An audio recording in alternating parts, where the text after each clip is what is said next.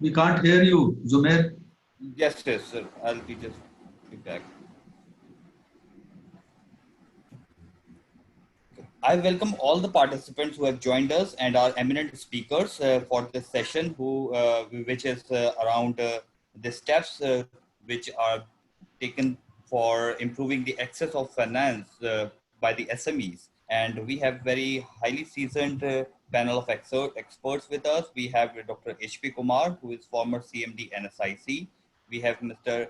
Ramesh Dharmaji, who is the advisor to Global Alliance for Mass Entrepreneurs and also mentor at Wadhwani Foundation. We have Mr. Ramesh Jairam, who is a CFO partner at CFO Bridge. And we before we proceed with the discussion today, I request all the participants, if you have any queries during the course of the discussion to be asked to the speakers, kindly submit your queries, questions on the chat, and all these questions will be taken to the speakers and the Q&A session specifically. And before I hand over the session to Dr. Kumar, I request a few minutes of your time to introduce the organizers of this webinar. This webinar is organized jointly by Power to SME and Wadhwani Foundation. And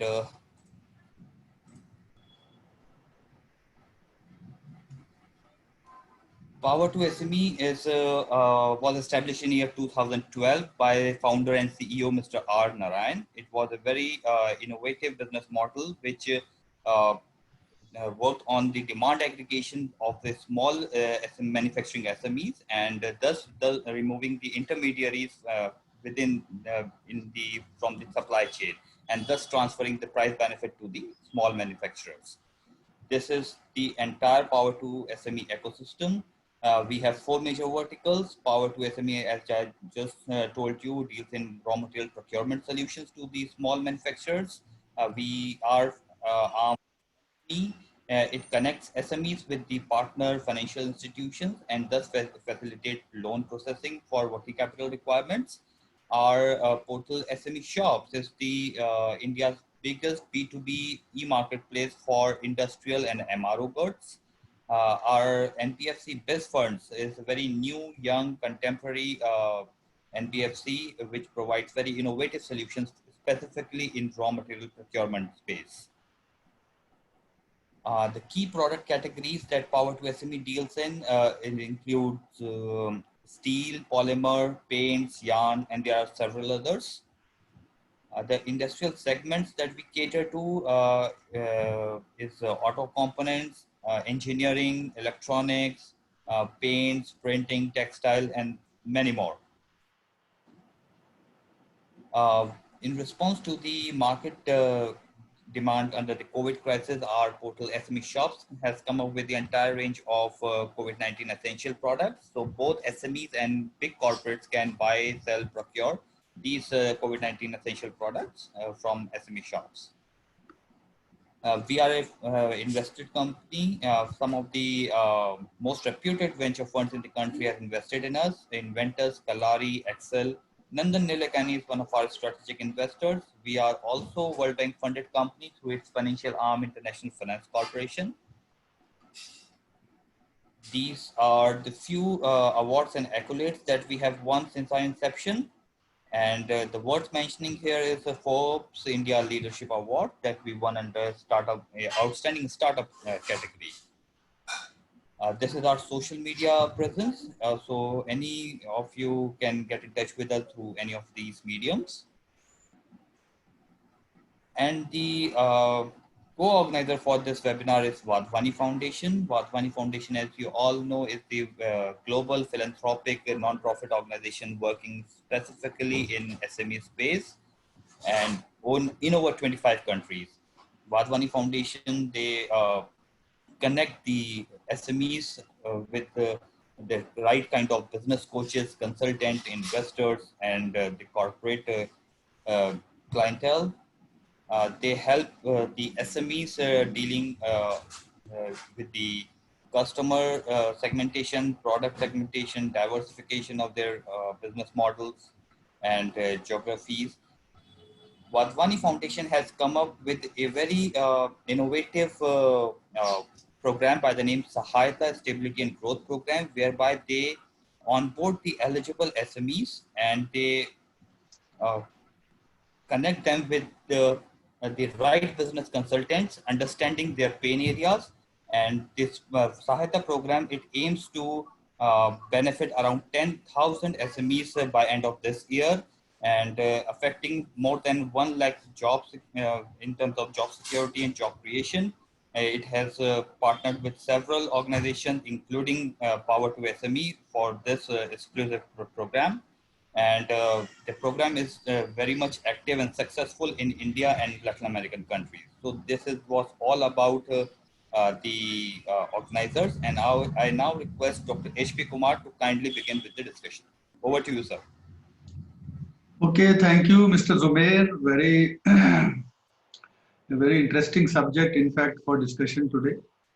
The finance problem for SMEs has been a problem which I have been hearing for ages. Ever since I became a banker myself in mid-70s, the finance has continued to be a big problem for the MSME sector particularly. Of course, for other sectors also. Now, there are certain things which we have analyzed over a period of time as to what is the reason that why people have been continuously struggling for access to finance, whether it is from banks or other institutions, NBFCs. I'm talking of the institutional financing, and they have to depend on personal loans, family loans, and a lot of uh, informal transactions which they have to undertake. Now, the government has initiated a lot of reforms and policy measures, starting from various committees which were established since 70s and then 80, 90, last being of course this Mr. UK Sinha committee. And I was also part of several committees, in fact the Prime Minister's task force and one more committee under the leadership of Mr. Prabhat Kumar ji. So all these committees have also given a host of recommendations as to how do we make lives of MSMEs easier for accessing credit and finance from the institutional framework, particularly the banks and NBFCs, of course. But maybe the things have marginally improved. But overall, I mean, the situation is not that so comfortable that everybody is feeling very, like happy with regard to the sources and availability and the terms, etc., of the availability of credit. The government on its part has done a lot of things. Government has introduced credit guarantee up to 2 crores is the normal credit guarantee which government provides. It is with, Ministry of MSME and SIDBI jointly run that program. That is Credit Guarantee Fund for Micro and Small Enterprises.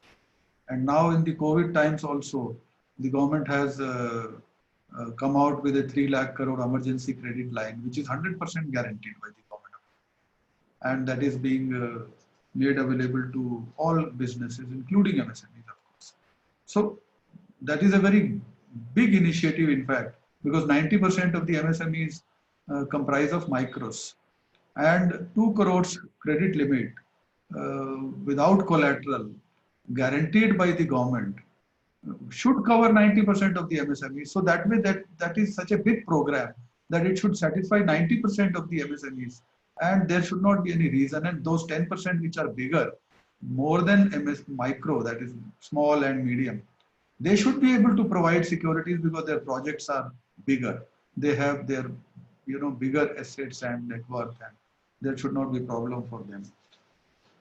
The interest subvention which the government announced from time to time, and the other measures like 59-minute loan scheme, Mudra scheme, and another policy initiative which has been existing for ages, that is the classification under the priority sector category, which again gives a lot of which creates a lot of interest among the bankers, because they have to fulfill that priority sector criteria, and that the target that is fixed by Reserve Bank of India. So all these measures have been introduced.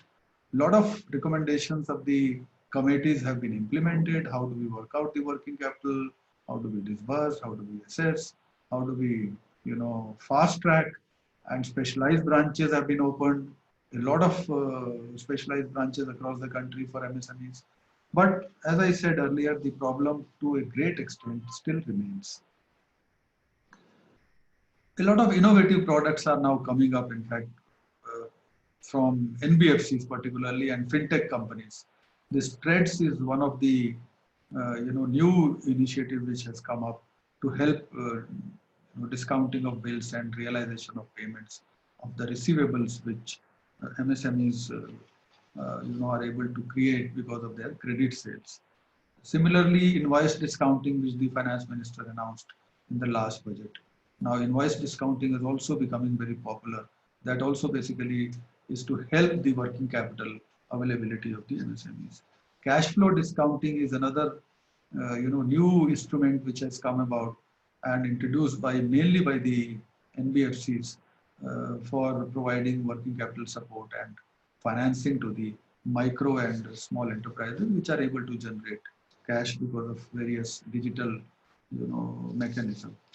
So these are various initiatives, but as I said, the banks are not able to fulfill, I would not say that because of the fault of the banks, because banks look at certain prerequisite requirements which the borrowers and the applicants and the MSMEs have to fulfill. Banks look at, in fact, they are the custodians, as we know, of the public money. And they will be interested, although lending is their business, so they would like to lend as much as they can, but naturally they have to take interest, keep the depositors' interest also, into consideration. And the major things that they look at is the safety of their money, whether they will be able to recover the money or not. And then, of course, they need return over that investment which they are going to make as lending to the borrowers. And of course, the liquidity, because they can't, give you money for endless period. Their demand and time liabilities are for a limited period. There could be any time demand from the depositors for, withdrawal of deposits, not in full, but then in part. So naturally, they have to maintain the liquidity also. Now, safety, liquidity, and return become very important for any lending institution. And as a borrower, we have to see whether we are able to fulfill those requirements of the financing institution, that is the bank. Whether we are able to provide the security. Security not in terms of the tangible security alone. I am not talking of only a physical security.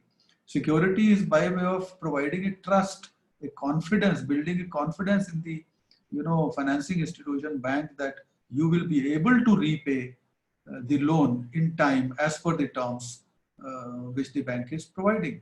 So it is basically the background of the promoters which you have to project, and a good business plan, of course, the success of the project which you are going to establish should be reasonably explained and presented.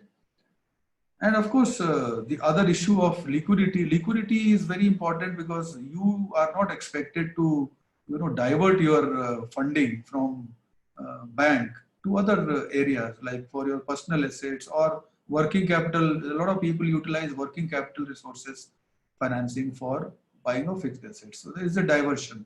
So what you do is you take the working capital from bank, put it in the fixed assets, and thereby creating problem for the bank in recovery if they want. Then you are not able to pay the interest. Then you are not able to manage your working capital, and that creates a very disbalance in the financial position of the company. So these are some of the things which bank would like to get assured before they go for financing. And these are some of the things which a borrower, whether it is MSME or any other borrower, has to really, present in the application. So the problem comes on two ways. One is the banks do not have enough time or resources or manpower to sit with you and guide you to prepare. They will not like to do. They will like to hear from you, from the applicant. And on the other hand, the MSMEs, the applicant, or even other borrowers, they do not have adequate knowledge or maybe the expertise to prepare their accounts or their application or their presentation in a way which should satisfy the banker. So there is a gap. Both are not able to satisfy each other. The banks, of course, over a period of time, banks have also become very lean and thin. They do not, their manpower also has become very limited, whereas the workload, of course, remains the same. The practical thing is that if a borrower or a new applicant goes to the bank and wants to meet the branch manager, it takes time to meet the branch manager, first of all. And then when you meet him, if you want to discuss with him for about a half an hour or 45 minutes, the branch managers and the bankers have very limited time because of the routine involved. And they are busy in managing the rush, public rush and routine. So I don't say that banks don't meet, but then there is a constraint. So you have to be ready with the complete, application in a way that you should understand the banker's need. And for that, of course, you need these professional advisory services. The issue that we are going to deliberate as to what is the requirement and how is the need for professional advisory services for this availing credit facilities from the bank, and what is the evolving relationship now between the bankers and the applicant borrowers. How is it moving forward, and what are the constraints and how it can be resolved? So these are the issues which we are going to discuss. We have very experienced and seasoned banker as well as professional advisory expert. To begin with, let me introduce Mr. Ramesh Dharmaji, who is a very seasoned banker and with a lot of experience from IDBI and SIDBI. He has been a very senior officer in SIDBI, and he retired from SIDBI. I hope, he had a long stint with IDBI as well as SIDBI, and I'm sure SIDBI being a developmental banker, he would have been involved in developing a lot of policies and framework for the financing of the MSMEs. More than 38 years of experience in development financing, product creation in IDBI and SIDBI. And he's also a founding director of SIDBI International MSME Training Institute. Presently, he is CEO of India SME Technology Services. Not presently, he was associated as CEO of Technology Services of SIDBI, and also served as director on boards of various institutions and MSMEs. And currently, he is strategic advisor to Tamil Nadu Industrial Investment Corporation, advisor to Global Alliance for Mass Entrepreneurship, GAME, and of course, mentor at Wadhwani Foundation, which is our partner to Power to SME and co-host of this program. So I would like to bring in Mr. Ramesh Dharmaji. Are you able to hear me, Dharmaji? Hello? Mr. Dharmaji? Yeah, I can hear you.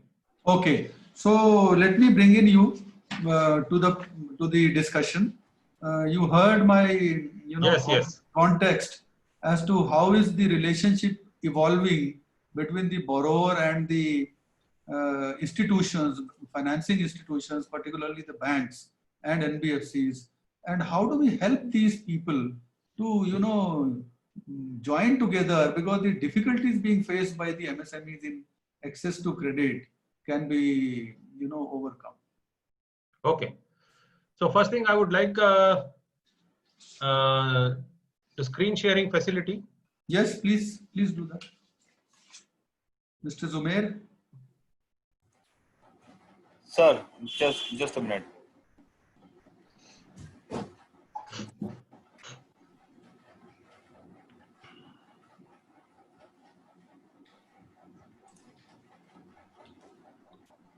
Yes, sir. Mr. Dharmaji, you can try now. Okay. Thank you.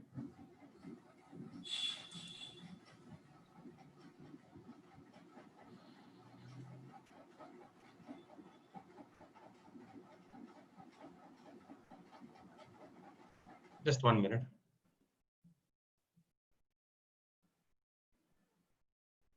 Can you see my screen? Not yet.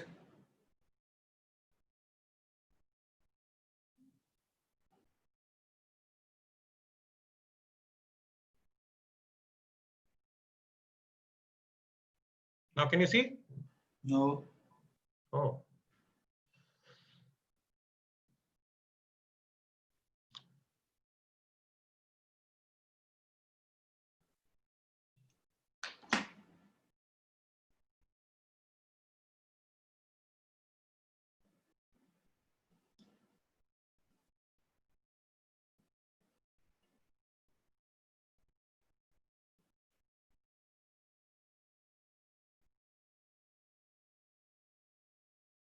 Yes, it's showing now, training induction.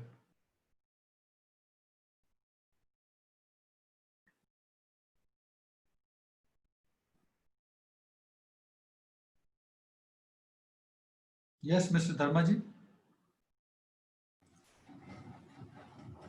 Dr. Kumar, Mr. Dharma, I think he is trying to rejoin. Okay. See him on the participants list. Probably he might be facing some issues sharing the screen. Yeah, yeah.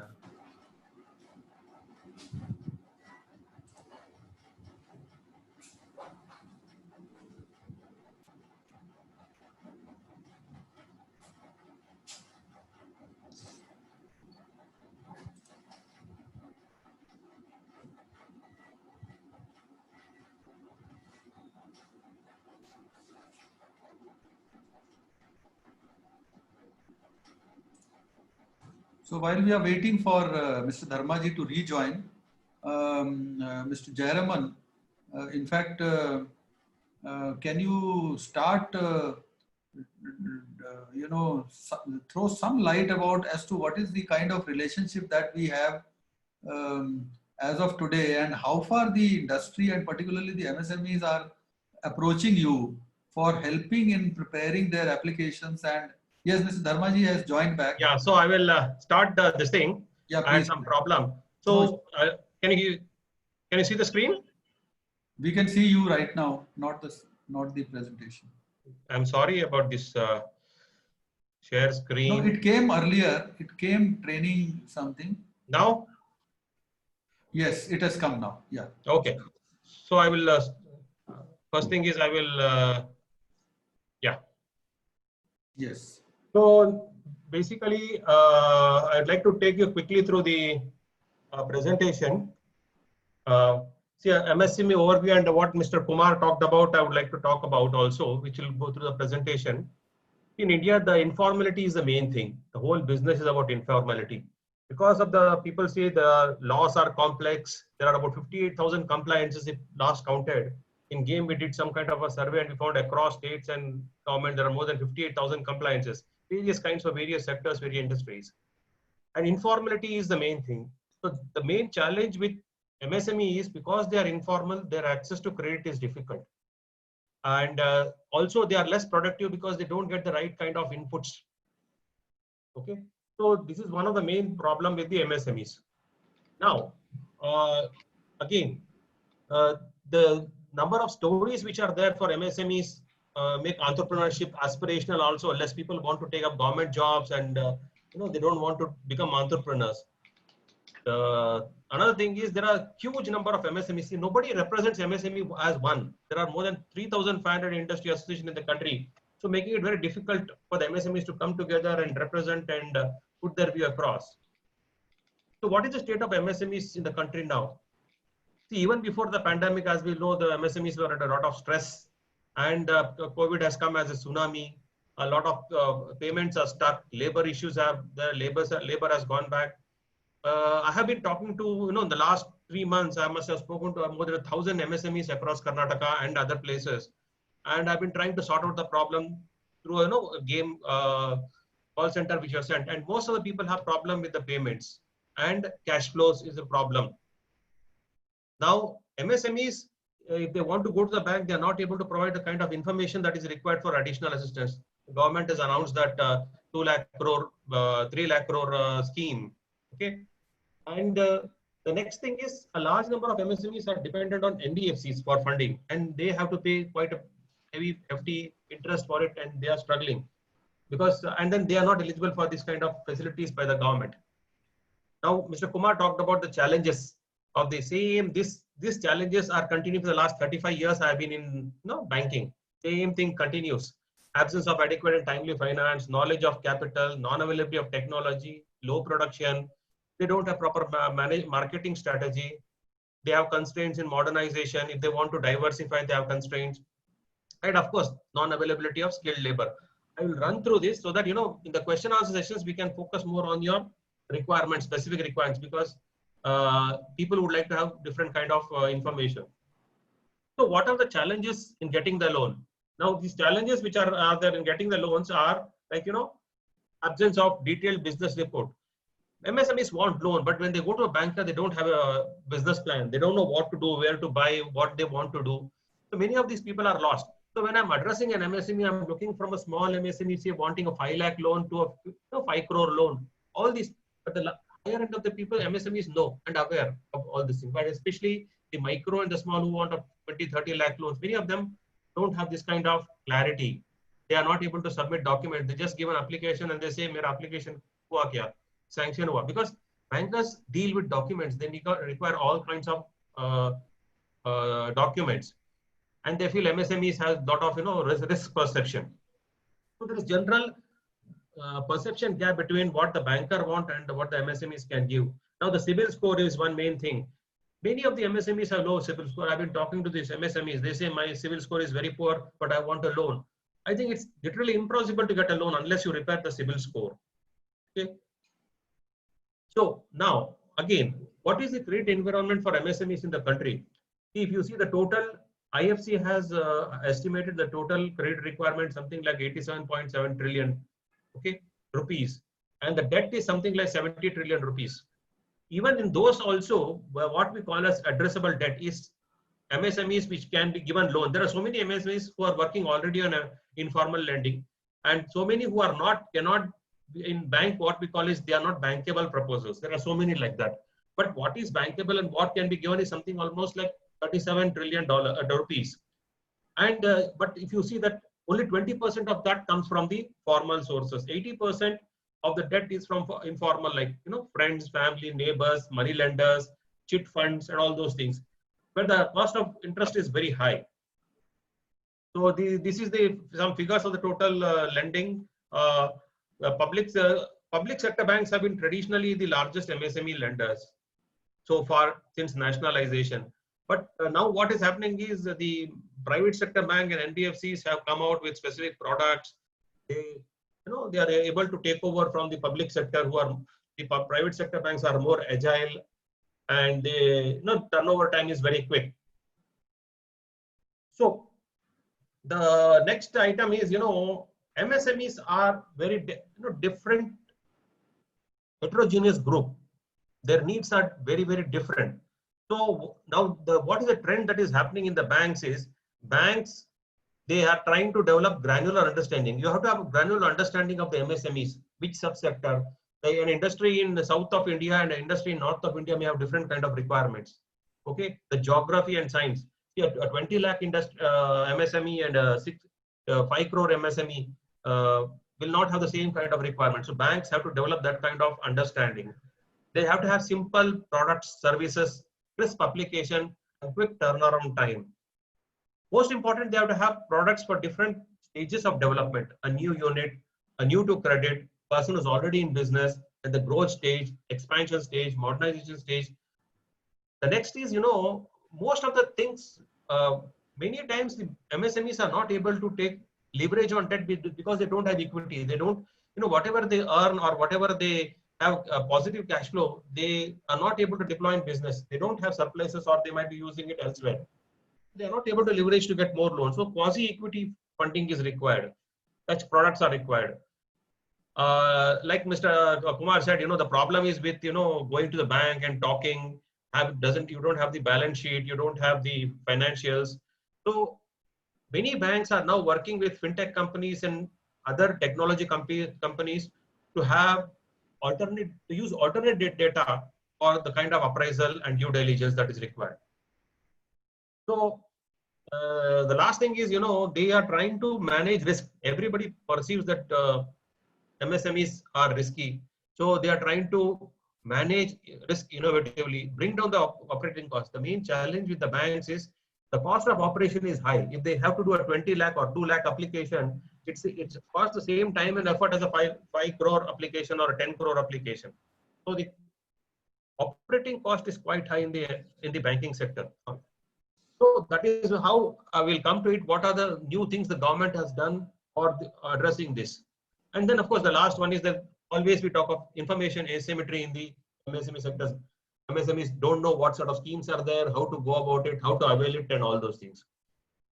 Now, the initiatives that have been taken by the banking sector in the recent past, we are talking of trends, that was a topic. Now, bankers view MSME very strategically, right from the central government, the finance ministry, right from PMO, central ministry, the state. Everybody feels MSMEs are strategically important because they create jobs, they disperse, wealth. Their geographical dispersion is there, so they're very, very important, and they are actually supplying a lot of things to the large-scale sector. So they are very important. So banks have been encouraging. So they are evolving systems, like as I said, alternate data for supporting the MSMEs to help the MSMEs. They are developing online applications. If you see now, MSMEs earlier, they had to fill in huge application, even if they have to buy machinery. Now banks have come out with a one-page application, quick to dispersal. They have tie-up with machinery manufacturers. So if you go for buying a machinery, immediate cash is given, immediate disbursement is there. Okay, so then this is how they are trying to innovate and enhance the productivity of their branches and the officers. The most important that is happening is, I would say, like Mr. Kumar said, banks has a fiduciary responsibility of having government money, public money.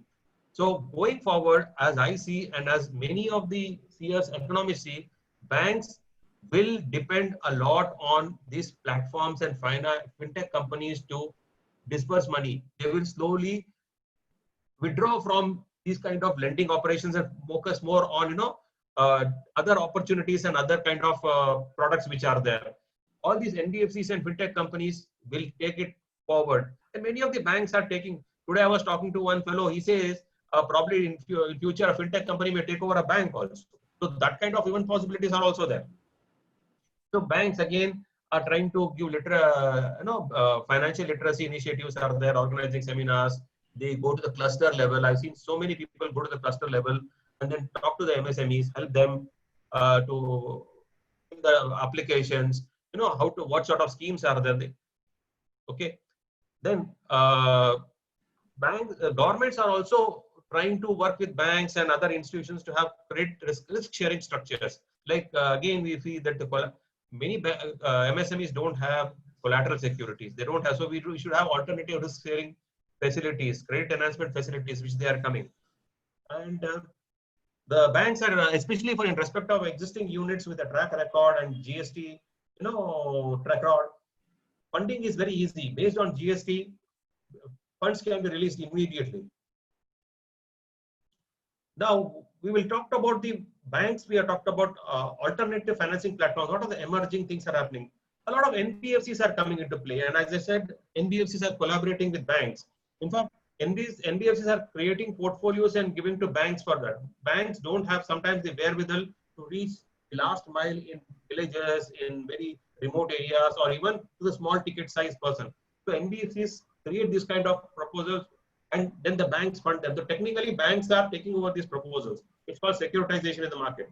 That is one thing. But then they also collaborate with NBFCs to be a banking partner. So NBFCs will do all the work of appraisal, due diligence, sanction, recovery. Banks will give them funds at a cost, and will not even give the assets are on the books of the bank, but the NBFCs will be front end and do all the work for a fee.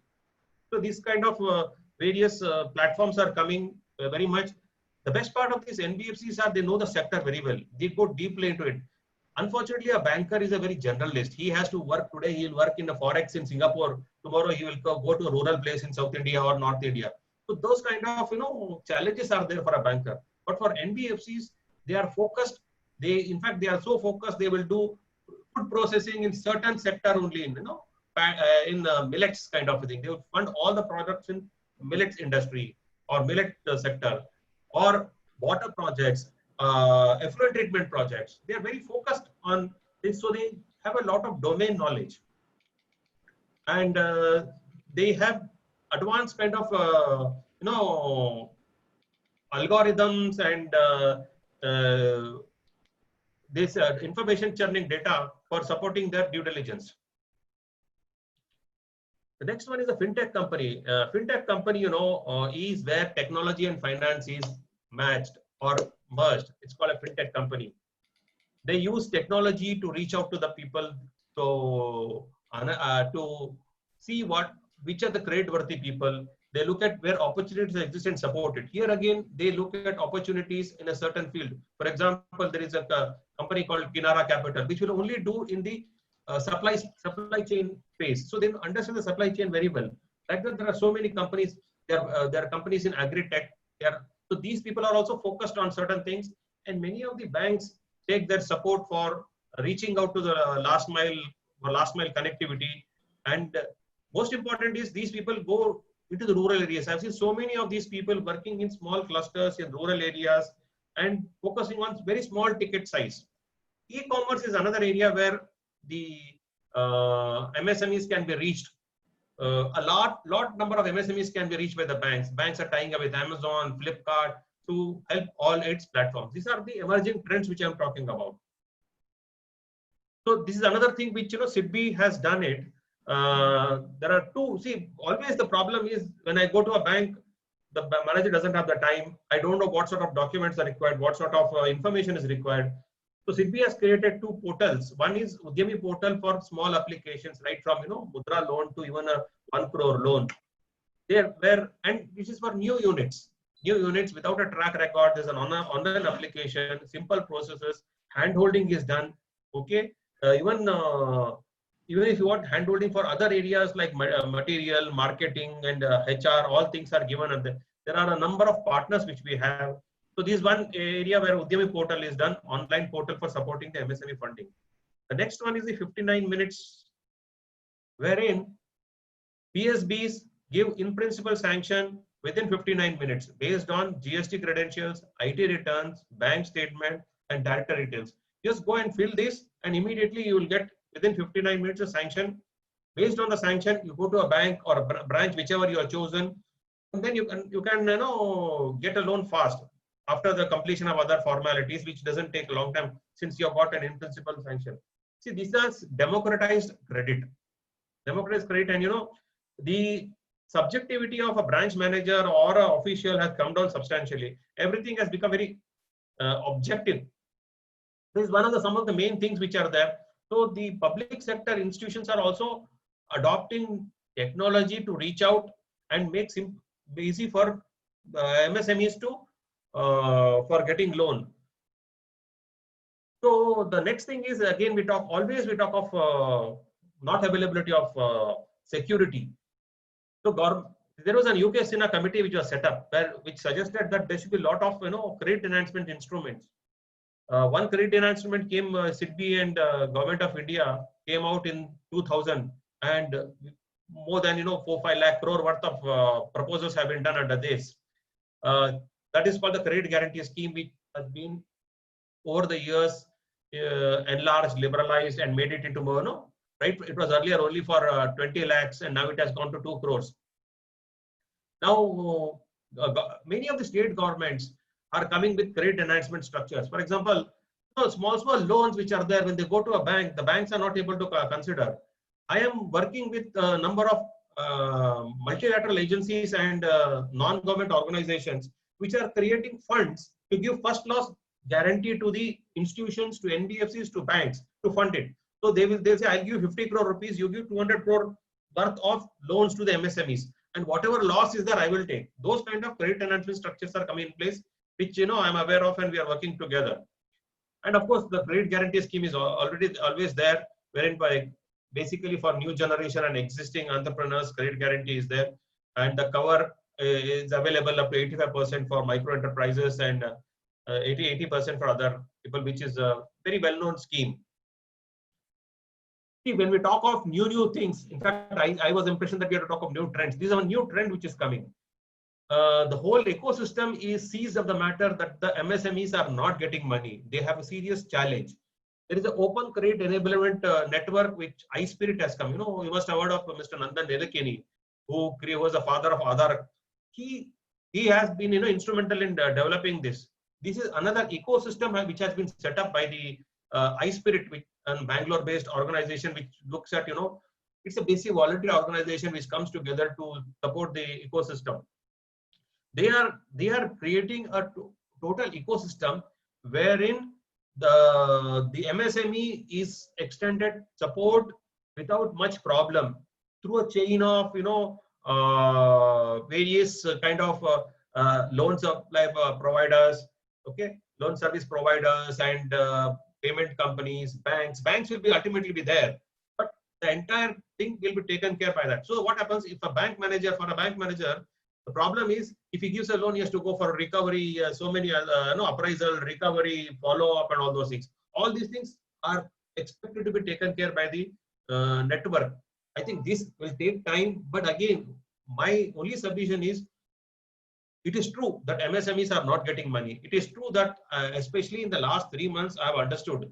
In my 30 years of career, I used to think that, you know, it's not, but there are 2-3 challenges with the MSMEs. Okay, the problem is many of the MSMEs are not very persistent in seeking a loan. I have come across at least about 100 to 150 MSMEs who say they have gone once to the banker, asked for a loan, he didn't give. It doesn't happen that way. You just can't walk into a bank and ask for a loan and the bank manager immediately agrees. It takes time. I keep telling them be persistent and all those. So there is always a hesitancy to the MSMEs to approach the bank, talk to the branch managers. So many issues are there. I know of a woman who has been 30 years or 20 years in business, but she says, I'm doing out of my own and I can grow my business like anything. But when I say go to a bank, she says, I'm afraid to go to a bank. So these kind of last mile connectivity by various kind of service provider, loan service providers will probably bridge the gap. So this is a way forward.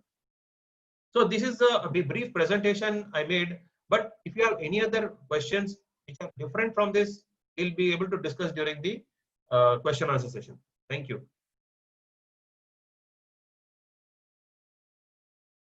Mr. Kumar, you're on mute.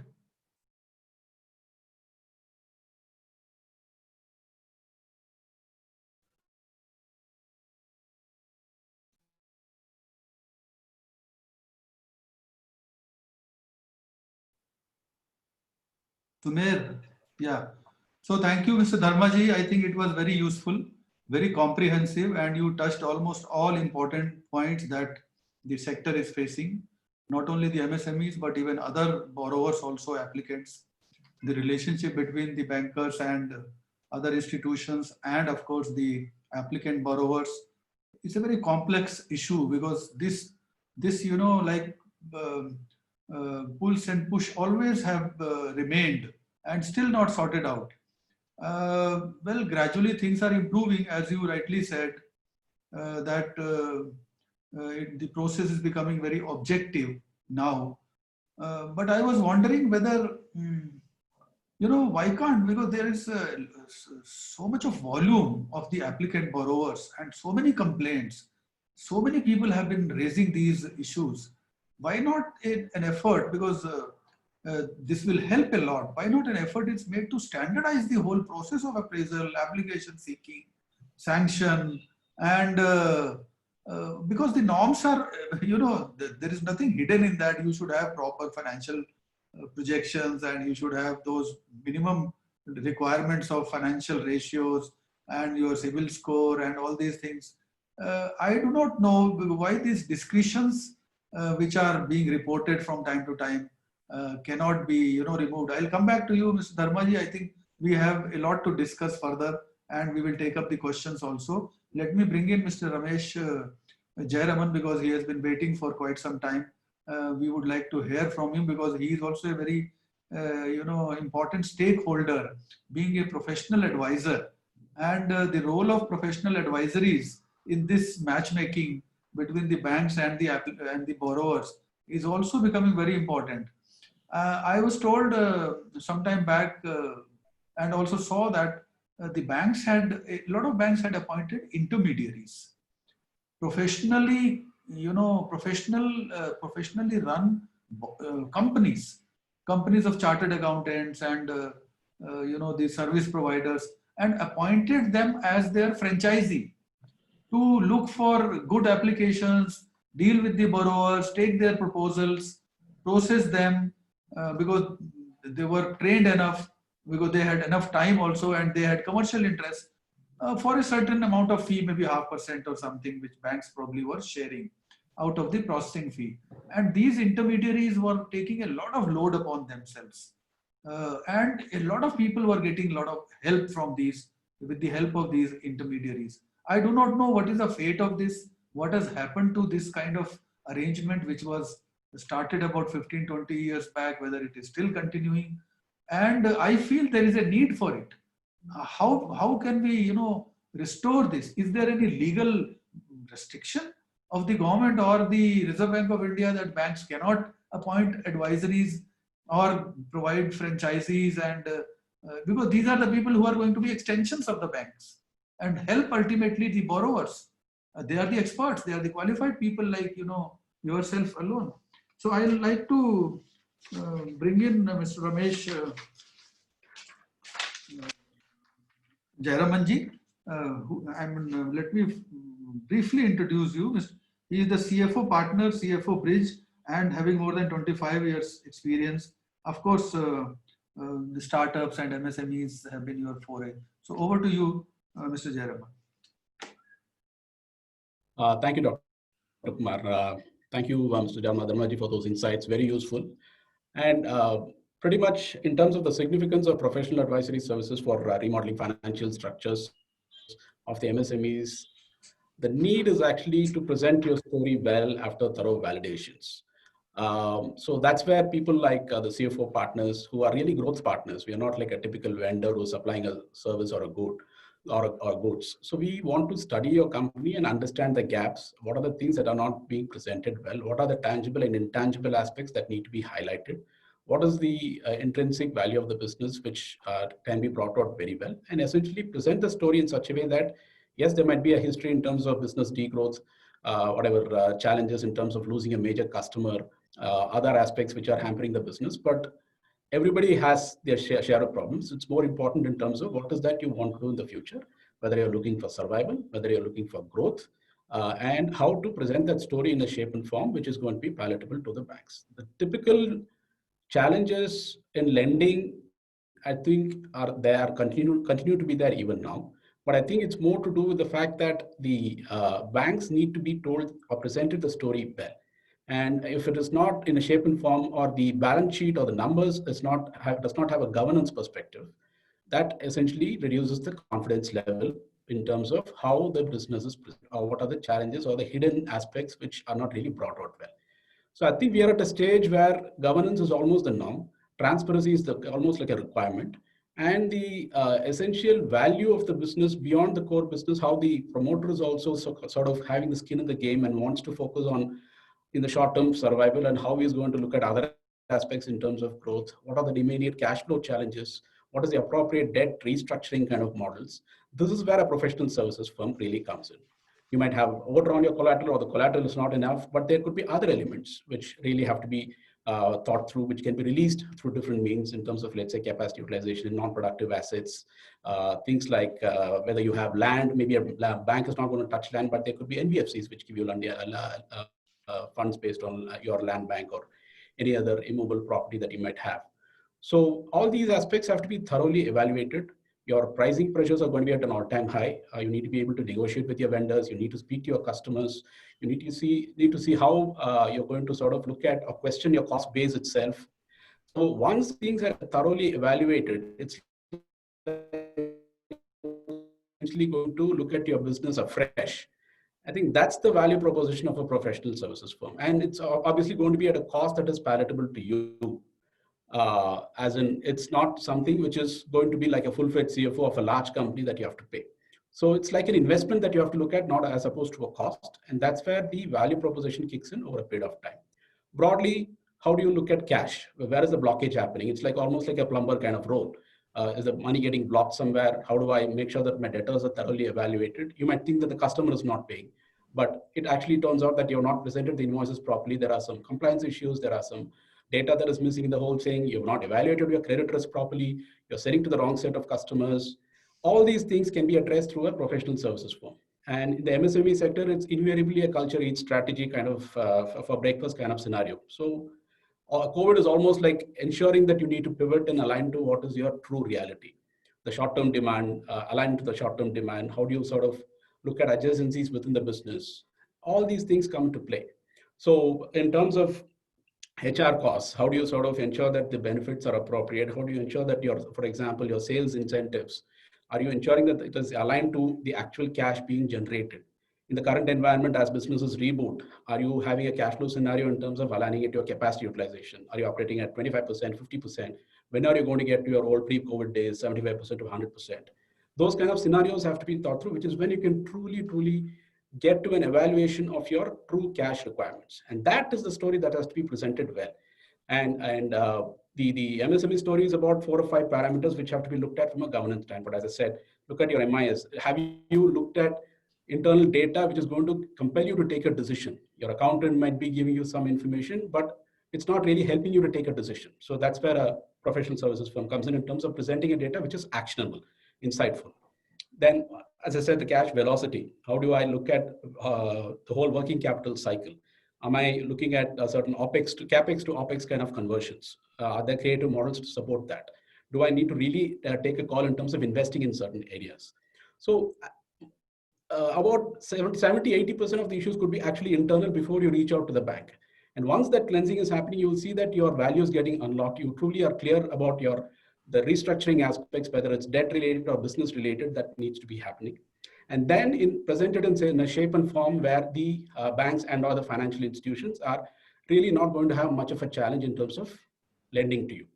And yes, a lot of things have happened. People have justifiable or not justifiable reason for the banks not acting on certain things. But I think even though the government has announced the automatic, whatever collateral free package and all that, banks are clearly taking the perspective on a case-to-case basis. So that means that whether your story is being presented well rather than blaming the bank, I think that's the key point that has to get highlighted. So compliance example, nobody should treat compliance as like a liability. I mean, how do I ensure that I'm bringing in that discipline? It's not a question of me saying that I'm not getting any benefit from the taxes I pay, but there is a legislation, I need to follow it. It is going to be that cultural shift to align to that reality. And even though there are like 58,000 compliances to your business, and in a country like India, you can never be 100% compliant, but at least you're directionally headed towards the key compliances. That by itself is going to give a lot of comfort, because we have a situation where the regulatory bodies are talking to each other, be it the income tax department or the GST department. You don't want to be in a nasty situation of somebody freezing your bank account because of some issue that happened in a geographically distributed area. So all these things, the risk that is associated with your business, the credit aspects that can come into play, how do you sort of negotiate with your vendors and customers to get the money ahead of time? How do I ensure that I'm training my people, the people, processes, and systems that you have in place? When we say that, we actually study by cycles in terms of the order to cash cycle, procurement to pay, hire to retire. All these cycles are studied to give it a holistic picture of your business. So that gives you the ability to have a sounding board, something neutral, wherein that good cop, bad cop kind of model can be followed for you to foster change. That helps you to sort of have the right building blocks for your business. You align, you create focus groups to address various matters as you reboot, as you look at change management, as you look at, say, cost optimization. So once the people part is aligned, then you can, as the entrepreneur, you can truly focus on building what you need to build for the future. So I think it's like short, medium, and long-term kind of perspective, which would help you strategize your business, accept the reality as it is, rather than blaming the government or the banking or the non-banking ecosystem, because clearly there is an intent to lend. It's just that the story is not presented properly. And more importantly, the demand and supply is not integrated. And the steps that you need to take to align to that is where a professional services firm is going to help you achieve that. It's like almost like a zero-based budgeting, as in finance jargon, that is, you are rebooting, you are looking at various aspects, you're questioning your basic premise of your cost. There is no cost that is fixed in the current environment. It can be like an office rental, it can be like a employee cost, it can be any other cost, your capacity utilization, everything is questioned. You go back to your core competency. It's like how Doordarshan has gone back to Ramayana to get its TRP ratings and overcome all the satellite TV providers. What is your core? Are you compromising on your core in the current environment? So I think all these questions need to be asked, and more importantly, pivot and align. Otherwise, you're going to be perishing in the current environment. So that's the role of a professional services organization, wherein they come with an institutional setup, they understand the typical challenges, they work with your in-house accounting and compliance team, they talk to your business colleagues, other people heading different kinds of functions. So that way there is always that check and balance and know where the problem really is happening. It's like, you know the source of the problem. It's probably something you neglected temporarily a few years back, but it's grown to become a cancer within the organization that needs to get corrected. So these kind of changes at an affordable cost is where a professional services firm can deliver value for you. But nothing is going to change your story well and preparing for that. Excellent. I think it's very, very impressive.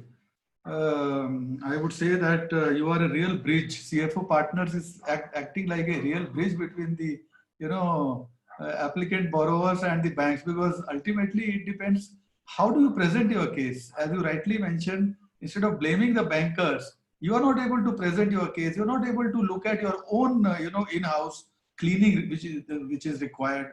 You are indulging in so many activities which are basically harming your company, which maybe you are not able to understand. The bankers will understand when they look at the proposal. And that is how I think CFO Partners and your organization and other advisories also may be helping them. So it's a very useful connect that you are providing. I think you gave, in a very brief address, you gave a complete profile of what activities are being performed by the professional advisories. And it is very useful, very much required. Those who are blaming, they are not able to present their own case. And that is how, as Mr. Dharmaji also mentioned rightly, that you are passing through and discussing with the branch manager that I want a loan and you are not able to get, and tomorrow you say that you are not getting the cooperation. Have you been able to prepare your case properly? Are your project, is your project report with all the surroundings, have you analyzed that, the market and your own future projections, the cash flows and all these things? Once you are thorough, then only you can go to the bank and present your case and then say whether the banker is, declining or not accepting. There could be pressures from the, at the branch level or at the people who are dealing with pressures, not on the technical ground, not on the professional ground, but because of the time constraints and maybe not being able to meet in spite of you going there 2 times, 3 times, 4 times, not able to give you enough time to discuss your case, or maybe because of any other personal factors or something. These things are, of course, other than the professional reasons. But if you have prepared your case, if your application is proper, if you are thorough with your project, naturally you stand to be a very strong case on getting these finances. Coming back to Mr. Dharmaji, I was asking one particular issue from Mr. Dharmaji, that a lot of committees have given recommendations and a lot of recommendations have been accepted also. I was wondering, how can we remove the discretion completely from the decision making of the banks? How can we remove? Whether some things can be standardized, something can be put in place in the public domain, which everybody follows, like 59-minute loan scheme. You rightly mentioned 59-minute loan scheme wanted 4 papers. GST returns, the last 3 years audited balance sheets, and maybe 1 or 2 KYC and all these things. And they said in 59 minutes, those who fulfill these 4 requirements will be given the sanction. So similar things for all kinds of borrowers. Can we have some kind of a mechanism like this in future? Mr. Yes. See, if you see what was done banking about 10 years back and now, it's a whole lot of difference. Banks have been trying to innovate themselves within the given circumstances. For example, to make things easy, the branch manager or the field officer in a branch would be very stressed out. So they opened what is called as SME loan factories, wherein specialized people would sit and appraise it. They standardize application. In fact, RBI has supplied the Indian Bankers Association a standard application up to 1 crore rupees. Standard application is there.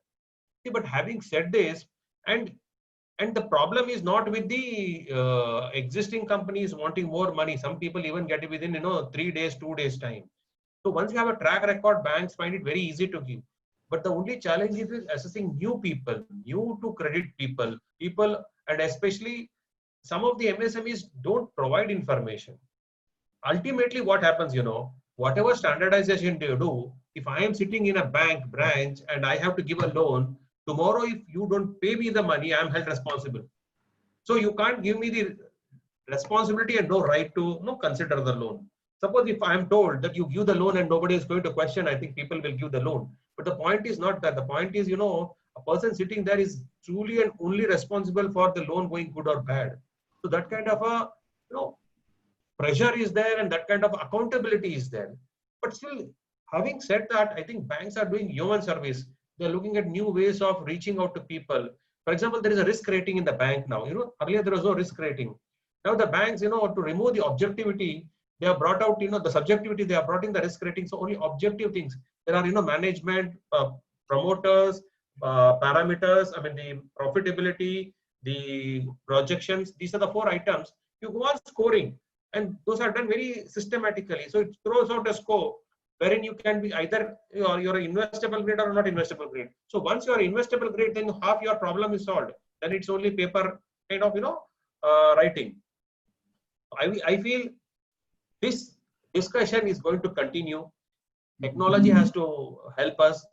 And most important, like you said just now, we need more and more kind of escorting services, handholding services. I'll tell you one more thing.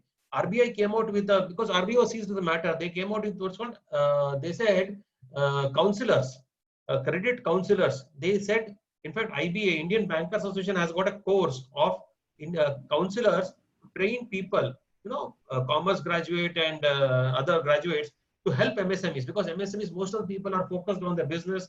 They can't, they don't know what to do. They don't have the idea what to do. So these kind of counselors are supposed to, like you said, direct selling agents, which you talked about, to help them fill the application form, make the presentation to the bankers. So new thought process is going on. But as I said, it takes time. And when it's a question of giving out money, people are always think twice. Yeah, very well said. I think very well explained. In fact, the standardization, of course, a lot of efforts have been made, but to the extent it is possible, the standardization has been done. But then there are certain things which cannot be standardized. The mind of the people who are the sanctioning authorities cannot be standardized. They have their own mind and they will have their own way of assessing the things. And in fact, one small thing, in fact, there also RBI has taken a view and the banks have taken a view. So instead of having an individual responsibility, they have a committee system now. So that, the responsibility is taken and then more heads come to give a loan. So that kind of a thing also is there. So that, one person is not responsible and that kind of fear is not there. That yes, also is done. Yes, absolutely. But the one thing that keeps coming to me and from various sources is that there is no accountability for not giving and not agreeing, not sanctioning or rejecting proposals, not cooperating. I mean, that kind of a complaint keeps coming, that the branches have their ultimate discretion lies with them. Even the good proposals also are rejected. So you have no way of, redressal of your problems. And the procedure, if you want to really go for, talking to the senior authorities and then going ahead, it takes years and, and even then once the decision has been taken, nothing else can be done. Even the senior people also are not going to advise the branch manager or the regional manager to sanction the case which they have rejected at their end, maybe any reasons. Right. So that is the problem which still remains. So bringing back to Mr. Jayaraman, are you there with us, Mr. Jayaraman? Yes, I am. So I was asking whether is there any independent mechanism as it used to be, earlier prevailing. I'm sure some people known to me, in fact, were acting as intermediaries for banks and they were working like a authorized franchisees. Is there any procedure like that, or it is only on a private basis that the financial advisories and the professional advisories are working? No. Are you authorized by some banks? I mean, you means any other companies? Yes, there are debt syndicators. There are people who have tied up with banks, particularly the private sector banks, who are looking at the MSME category, in fact, from the 50 lakhs to 5 crore segment, and obviously for the bigger segments also. So roles the gap is essentially about the story being presented and then making sure that the documentation is presented to these people in such a way that they are looking at it and understanding the story and complementing certain things in such a way that the holistic perspective is reached out to the banks or the NBFCs. So it's about understanding what is the things that have happened over the past few years. There might be a loss situation. There might be some big customer that has dropped pre-COVID, post-COVID, whatever it is. But what is more important is how are you looking at the business going forward? What are the signed contracts or whatever quotations that you've got, purchase orders that you've got, which is going to help you build the business and align to, more importantly, to the short, medium, and long term. We are tying up, for example, or tied up with debt syndicators. We are looking at both PSU banks and private sector banks, as also the NBFCs, fintech platforms. But everywhere it's about the information preparedness. As long as you're sharing information in a transparent manner, you're showing your outlook in terms of business, you're showing that, demonstrating that you're making a conscious effort to collect cash. First, you're looking internally in terms of your customers and how you sort of optimize your working capital, and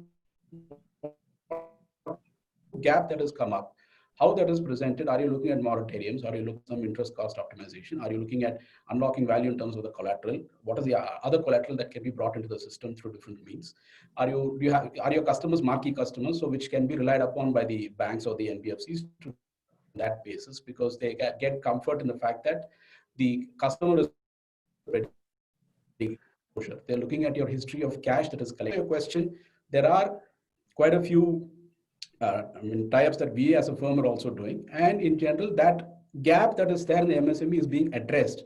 But the key sequence would be to present the information, make sure that the balance sheet is analyzed properly, the cost-related aspects are highlighted, the business plan leading up to a financial plan is also presented, the scenarios that are typically need to be evaluated is also looked at from a risk and control standpoint, and that in turn becomes a good value proposition. So the goal is to close the loop in such a way that the element of subjectivity or the chance of rejection is minimized. We cannot say eliminated, but I think the dots are getting connected in such a way that we present the right information with the level of detail that is expected.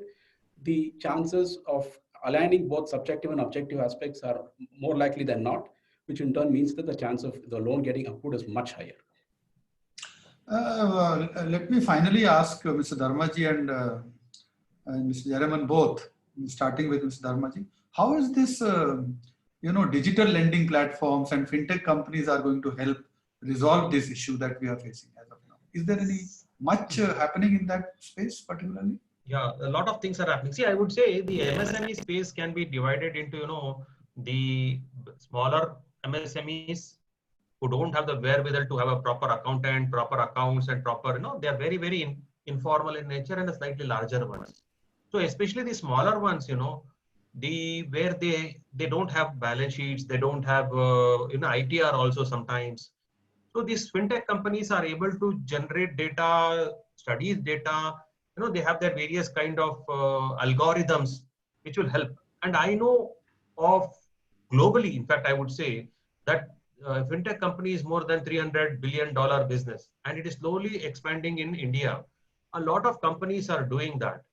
Many of the people I know who have never taken loan from the banks have taken loan from the fintech companies. But and then, as I said, they use surrogate data or alternate data to help the MSMEs, which banks cannot do. Though banks are trying to now partner with fintech companies and do it. But the only challenge is, with the fintech companies is the cost is very high. See, banks will give to fintech companies at 8 or 9 or 10%, and they add there another 8 to 10%. And the total, I've seen, as I said, in the last 2-3 months, I've been talking to a huge number of MSMEs, and most MSMEs with the fintech and the NBFCs are complaining that I'm paying 23%, 22%, which is not sustainable. So that is a main challenge. I don't know how are we going to address it, because fintech companies are PE funded basically, and they need their pound of flesh. Okay, they need their kind of returns. So, but one good thing that is happening is State Bank of India. In fact, the chairman also mentioned that they are working with these fintech companies to use their money to lend for a fee of 2 or 3%. So in that context, the cost comes down, and I'm sure going forward, most banks are going to do this, that they are going to work with NBFC fintech. See, 2-3 things happen in this. First thing is, their cost of operations comes down for the banks. One or two people can work with these fintech companies. Fintech companies can employ a lot of people, technology, and then they have a very limited OPEX. So I think going forward, and then more important, these fintech companies are able to collect on due date when the cash flow is there, the customer, they are able to assess the cash flows very nicely. Banks, what mostly do is the end of the year, they see the balance sheet, which is not very reflective of the business. The business will be profitable, but it may not have cash flow. So fintech companies look, quarter on quarter, some people even weekly basis, daily. I know of an NBFC which looks daily, what is your collection, and based on that, they have a cash flow. Right. So things are progressing.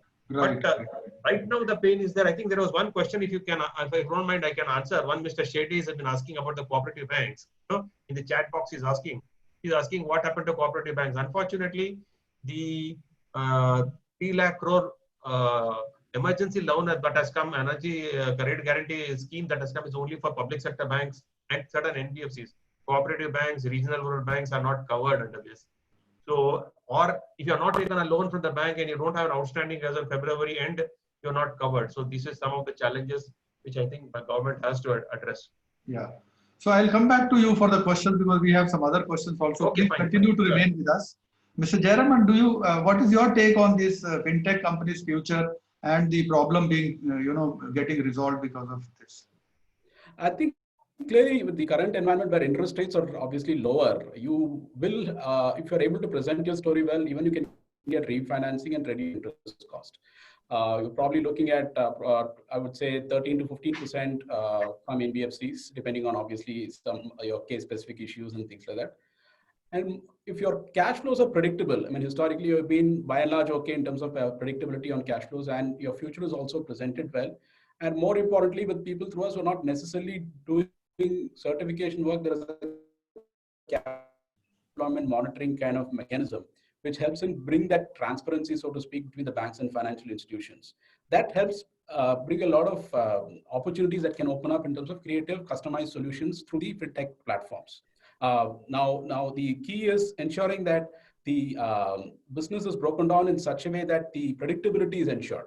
I think that's what people look for, like alternative investment funds. You have all these family offices which are investing in certain funds, which in turn can lend probably slightly more than what a collateral-based loan would have, but clearly less than what NBFC or other institutions can give. These are things that are happening in the market in terms of evolving trends. And as I said, how do I unlock value in terms of existing assets or new assets which are sort of not productive? These are elements which will help you to sort of make sure that you are milking as much as possible from your current state of affairs. Right. Yes, to answer your question, tech platforms are coming up ways, and I think that's the future. Banks, even the CMA-based lending is going to pivot, but it's going to take, I would say, another 5 years to align to the fintech way of model, wherein they look at subjective elements like how you behave in your social ecosystem, what are your vendors telling you about you, what are the customers telling about you. All these elements and scores are going to sort of decide the future of lending. Right. So I think we have had wonderful discussion with a lot of issues being, discussed and clarified. Zumair, so Damini, we have questions now. Can we take up the questions one by one? Yes, sir. Absolutely. So the first question that we have is, do the banks, can they frame their own rules against the policies of the government and the criteria fixed by the government? Because if any bank is not adhering to the RBI government guidelines, what action is proposed by the government to fulfill the criteria? Mr. Dharmaji. Yes, I can answer that. See, the question is, banks are responsible for the money which they have. Government will not form any rules and this thing. They will give guidelines to some extent, but ultimately the bank board has to decide. The bank board has to decide what way they will do, what they have to see, what is the risk perception, which sector they want to fund. X bank may do food, Y bank may not do food. They may see, there are so many things which have to be seen when banks are funding it, sector specific exposures, geographic specific exposures, and what is their NPA in that sector. Some people have textiles more NPAs, others are not doing. So technically, if you ask me, no, neither RBI nor the central government can mandate. They will say you give more to the MSMEs. They can mandate in terms of priority sector lending. They say 40% you have to do, out of which 18% to MSMEs. They can give targets, but they cannot say you have to give to X unit or Y unit. That they cannot say. They cannot say you have to make a policy like this or not a policy like that. But having said this, I would say still, most of the bank boards have these government officials and RBI officials who will guide them, nudge them and guide them suitably to have customer-friendly processes and procedures. So that is taken care of, but not in letter, but of course in spirit. Right. So Damini? Yes, sir. So the next one we have is SMEs banking with cooperative banks are not getting any support promised by Finance Minister for COVID relief such as ECLGS. Yeah, I Mr. think I Dharmaji answered explained that. it. I just answered that 2 minutes You back, just so answered that. that's not included, unfortunately. Cooperative Alright. banks are not eligible for, Right. for So the providing. next is somebody's asked us, can you please repeat the SIDBI portal names? Yeah, so one is 59minutes.com, okay, and the other one is udyamitra.in, udyamimitra.in. Right, sir. So the next is why can't bankers come out with a Saral form or a procedure for actually helping MSEs rather than blaming such non-corporate borrowers? See, what I will say is, it is a very simplistic outlook. First thing is there is a form made by Indian Bankers Association, but you really look at it when you go to see the kind of variety that is there in MSMEs, especially in the smaller, when you talk of 20, 25, 30, 40 lakh kind of loan, first we have to see so many things which we cannot ignore, and all these are risk. Tomorrow if we don't see that, it could be potential risk. Though a lot of standardization has been done, but still case to case basis, a lot of things have to be done. But I think going forward, things are happening. But I would not say a Saral kind of form is very difficult for the MSMEs, and especially when it is a greenfield project. A greenfield project means when suppose somebody is starting a unit, he's taking land, building, and other things. So there are so many things to be seen. A land probably here may not have a clearance, there it may have a clearance. So you can't have a Saral form for that. Or a pollution. Some are very polluting, some are not polluting. Some markets are good, some. So there are hundreds of things, variables when you see credit appraisals. But Absolutely. things are, Absolutely. I think there are so many things, background checks of the promoters, past track record and net worth, assets, liabilities, past experience, all these things also matter, which may not appear, in a standardized Saral form. I think even then, I think the form has been established by, as you mentioned, up to 1 crore by the IBA, a standard form which has been given to all the banks. I have not seen that, but Mr. Dharmaji explained that this form exists. Right. So the last question that I have is a question for all the panelists. So many people are taking a huge leap of faith, especially in the 20 to 35 age category. Where this generation is very enamored with the idea of startups, and they're coming up with innovative products, and they're actually getting into manufacturing, local manufacturing. So I would like to ask you, what are the top 3 things we need to put into place to become Atmanirbhar Bharat as a country, especially with reference to manufacturing, if we're to make it lucrative for the younger generation that's becoming entrepreneurial now? I think it's a very excellent question. So Damini, let me start with Mr. Dharmaji. yes. So the first thing, vocal for local. So Atmanirbhar, you focus on local places. I would say get local customers, look at products which can be sold locally. That is one of the key things for. Second thing is when you start a product, when you start a project, especially a new one, you have to do a lot of homework with respect to who are your competitors, how they are faring, what kind of challenges they have, what are the and then one more thing is that when you go for a loan to a banker, MSME has to have a lot of clarity with respect to what he is going to do. That's why we suggest that even if it's a small project, make a project report. You will have clarity yourself, and the bankers also will have clarity, so they can, give faster approval of the loan, faster due diligence is possible. So I would say one of the main things I think in the Atmanirbhar is looking at local things, what is required. Yes. Right. Yes, Mr. Jayaraman. Yeah, I think it's a great time to sort of look at Atmanirbhar in many ways. Obviously, over the past 20 years, we have done a lot of things in the IT services area. That knowledge should be translated in terms of learning as it relates to hastening or speeding up the whole digital transformation that can be done for MSME. And that's a great We talked about import substitution, but we also have to look at what are true capabilities in terms of getting it done in terms of the short, medium, and long-term perspectives, not be an opportunistic kind of entrepreneurship, and so to speak. We are here to create. So from that standpoint, I think look at the ecosystem of how you creatively bring in the gig worker outsource setup and build an asset-light company in such a way that the whole Atmanirbhar is achieved, and at the same time, you're also building something for a lasting value, wherein the cost is kept in consideration. You're able to deliver value, and the environmental pressure is quite high. So the learnings from the start has to be translated in terms of the next phase of companies.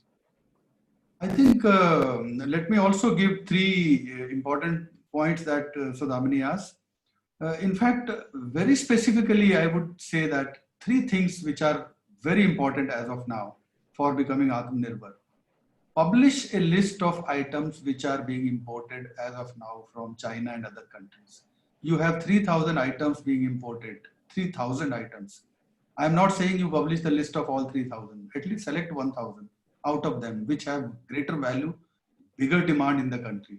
Publish them, publicize them in the country. Number one. Number two, invite young entrepreneurs, young potential entrepreneurs, budding entrepreneurs, unemployed people who are willing to set up enterprises, who are willing to take this opportunity and bring this country to Atmanirbharta and start their manufacturing for import substitution as well as exports.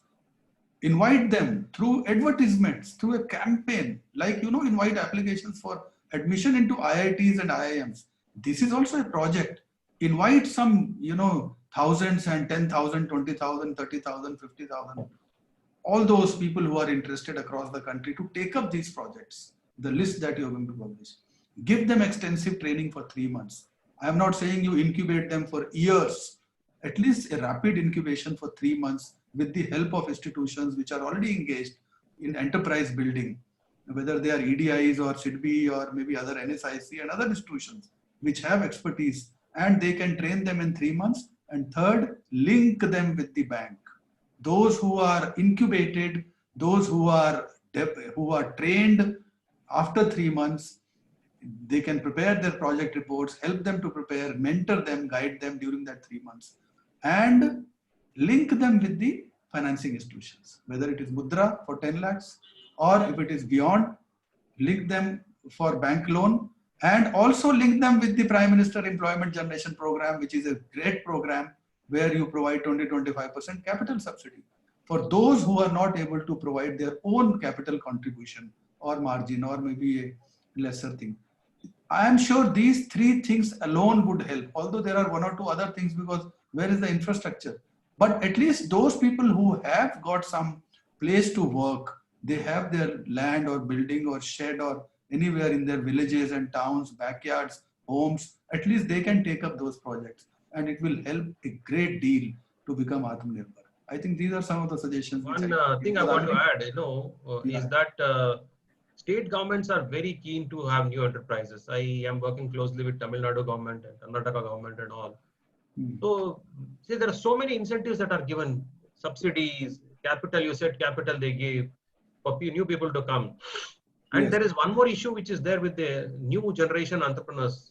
They don't want to take up enterprise because of the risk involved.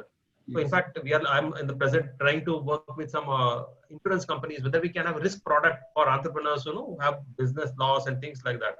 Of course, these are all very evolving stage, but these are some of the things which we are trying to do. Yes, but some specific campaign, some targeted campaign has to be launched by state governments as well as central government. And that is how you can attract those people, those who are waiting to become entrepreneurs, who are very willing to take up this entrepreneurship, but they don't have ideas, they don't have wherewithals, they don't have where to approach, how to get the funding, loan, project report, this and that. So at least handhold them, and that is how identify them, and then make the, a list of, I'm sure crores of people, millions of people are going to apply if you have a campaign like this. So Damini, any other question? Yes, sir. One last question we have from Mr. Pavan. He says many bankers after approval of ECGL loans are insisting that at least 50% of the loan amount should be utilized to repay moratorium EMIs of regular loans with them. What approach can we have in a scenario like this? No, that is not done. I mean, this is against the, here okay, definitely you can approach the regional office or the zonal office, or even RBI has got certain kind of, state level bankers committee, they can approach them. This Yes. is basically a liquidity for scaling up their business and putting their business on roll. This is not for repayment of the thing. So they can take up with sometimes the overzealous managers know to bring down their stressed accounts, they may do it. But I think they can consciously talk to their higher ups, and I'm sure a resolution will come. So Damini? That's it, sir. That's it for today. Thank you so much. I would like to thank you and our esteemed panelists for enlightening us this evening. We had a great session today. And I would like to announce to all of you that Power to SME has a daily newsletter called SME Khabar, which brings you the latest industry news. And I would request you to kindly subscribe to the newsletter. I have given the link in the chat box. I would also like to say that the pandemic has been very trying for all MSMEs. And we're also offering an exclusive service called the Sahayata program, where top business consultants will give you personalized guidance on how to boost the growth of your MSME. So please fill up the form for that also. It's in the chat box. I would like to thank you all for joining us this evening. We look forward to seeing you again next week. Good evening. Thank you very, Very much. much. And we come to the close of this program. Thank you, Mr. Dharmaji. Thank you, Mr. Jayaraman. And Thank you thank you, Zumair. Thank you. So Damini, thank you very much. I think we come to the close and we have had wonderful discussion today. I am sure that a lot of people are going to take, some inputs and some indications as to how do they prepare and how do they get successful as far as dealings with the banks for financial resources is concerned. So thank you all. We come to the close. Over to you, Zumair. Thank you. Thank you, Dr. Kumar, for conducting such a wonderful and engaging discussion with our panelists. And I thank Mr. Ramesh Jayaramji and Mr. Ramesh Dharmaji for taking our time and join this discussion. And till we meet again next week, have a good evening. Thank you. Bye-bye. Bye. Have a good